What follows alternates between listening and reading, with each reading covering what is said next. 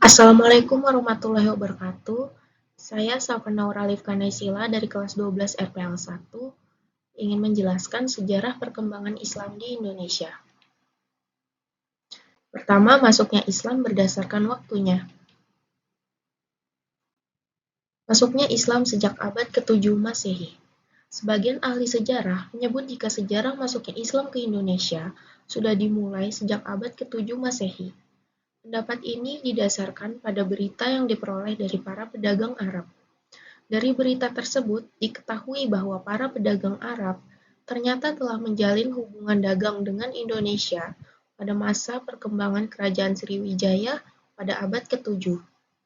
Dalam pendapat itu disebutkan bahwa wilayah Indonesia yang pertama kali menerima pengaruh Islam adalah daerah pantai Sumatera Utara atau wilayah Samudra Pasai.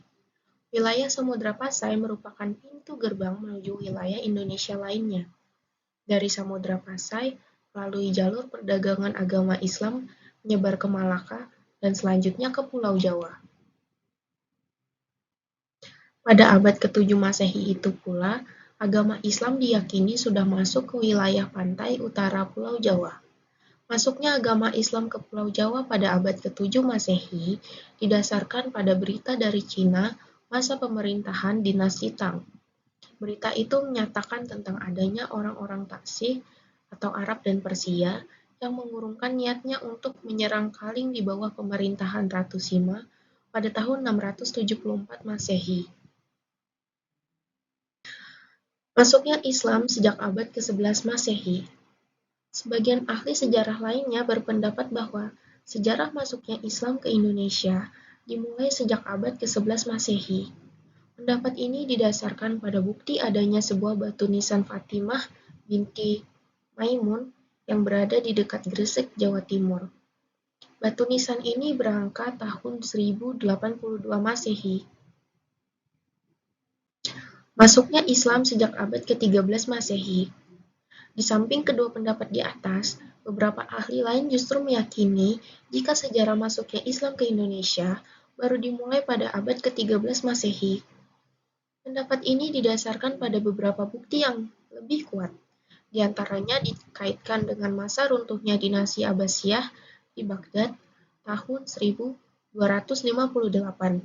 berita dari Marco Polo tahun 1292, batu nisan kubur Sultan Malik As-Soleh di Samudra Pasai tahun 1297, dan berita dari Ibnu Battuta tahun 1345.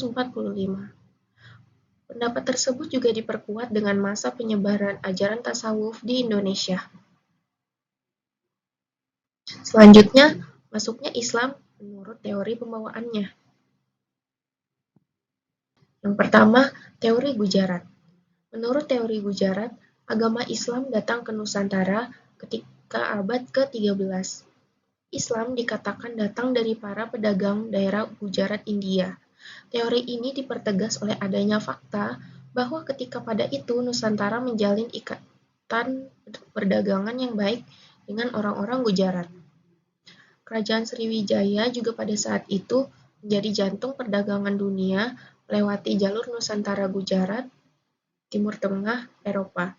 Selain itu juga adanya batu nisan Sultan Samudra Pasai, Malik Al-Saleh yang memiliki ciri orang dari wilayah Gujarat. Teori Mekah. Teori Mekah merupakan teori datangnya agama Islam yang baru-baru ada. Pendapat ini merupakan sanggahan dari teori Gujarat.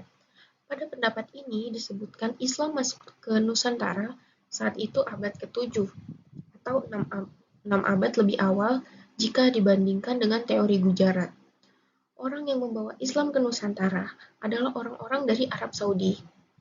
Peristiwa ini dibuktikan oleh adanya perkampungan yang telah didiami oleh orang Islam di daerah pesisir barat Sumatera ketika abad itu.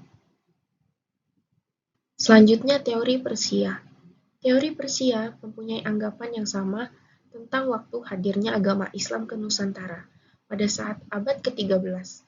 Namun, perbedaannya, teori Persia beranggapan Islam datang dari Persia. Hal itu disebabkan oleh adanya persamaan-persamaan budaya agama Islam di Nusantara dengan di Persia.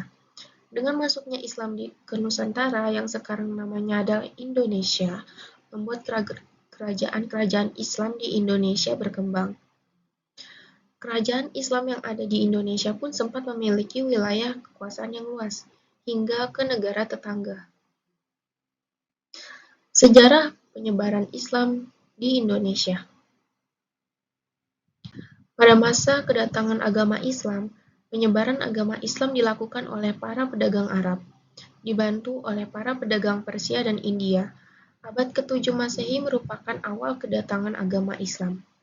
Pada masa ini, baru sebagian kecil penduduk yang bersedia menganutnya, karena masih berada dalam kekuasaan raja-raja Hindu-Buddha. Sejarah masuknya Islam ke Indonesia dan proses penyebarannya berlangsung dalam waktu yang lama, yaitu abad ke-7 sampai abad ke-13 Masehi. Selama masa itu, para pedagang dari Arab, Gujarat, dan Persia makin intensif menyebarkan Islam di daerah yang mereka kunjungi, terutama di daerah pusat perdagangan. Di samping itu, para pedagang Indonesia yang sudah masuk Islam dan para mubalik Indonesia juga ikut berperan dalam penyebaran Islam di berbagai wilayah Indonesia. Akibatnya, pengaruh Islam di Indonesia makin bertambah luas di kalangan masyarakat, terutama di daerah pantai.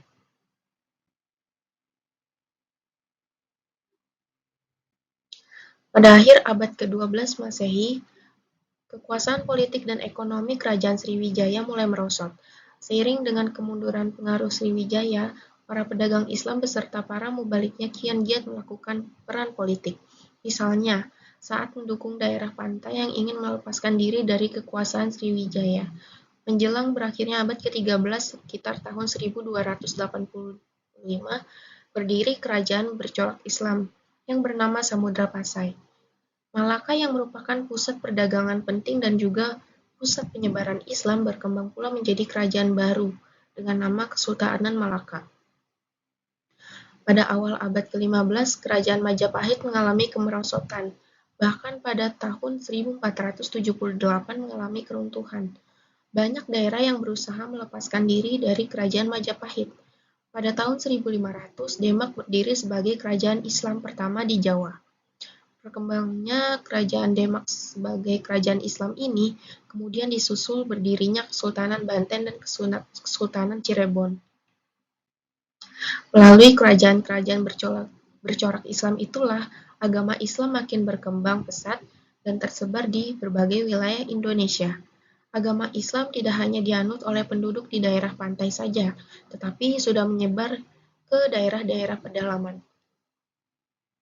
Penjelasan saya, terima kasih. Wassalamualaikum warahmatullahi wabarakatuh.